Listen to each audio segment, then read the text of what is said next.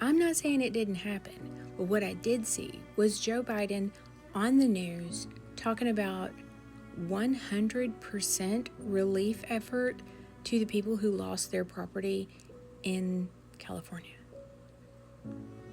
I didn't see that same effort for the people of North Carolina. Does FEMA actually have money? 1-800-621-3362 to get the kind of help they need for everything from the basics that they don't have access to right now. And this morning, due to the magnitude of the disaster, I was talking with the governor and requested if I could increase the federal funding that was authorized under this legislation from 75% to 90%. We're increasing it to 100% of all the costs to be covered by the federal government for both the fire management assistance grants and the elements of what they call the disaster declaration. So today I'm announcing that the federal government will cover 100% of the cost for 180 days.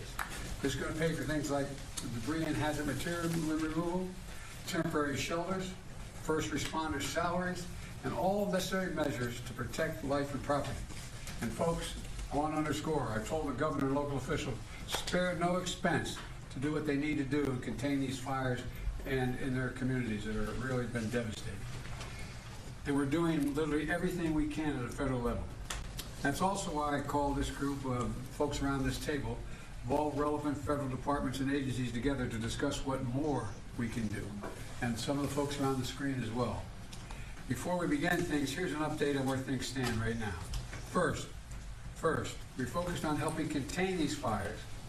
Over the last 24 hours, the United States Forest Service, working with state and local responders, has suppressed over 50 fire starts.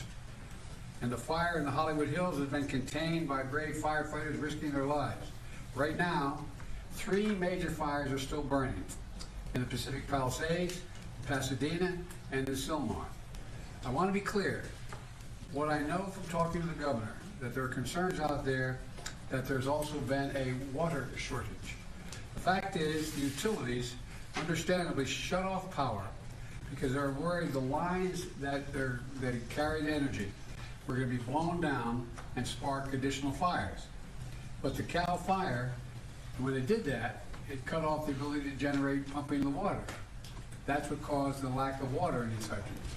And so Cal Fire is bringing in generators to get these pumps up and working again so that there's no longer a shortage of water coming out of these hydrants. I'm also surging all federal resources possible to Southern California, including 400 additional federal firefighters, over 30 firefighting helicopters and planes, federally supplied, firefighting planes and helicopters, and 8 Department of Defense C-130s that are equipped to suppress wildfires. Today, the Secretary of Defense also authorized 500 wildfire ground clearing personnel from the Defense Department. And I've directed the department to continue working with Governor Newsom to identify additional resources that can be provided for public safety and security. And we've secured additional firefighters and firefighting aircraft from our ally in Canada as well. I also want everyone in Southern California to know we're going to keep at it. We're sticking with this. We expect there may be a temporary break in the winds, but in some areas the winds are likely to continue well into next week. And so we're going to continue to sending everything, literally, every resource we can find.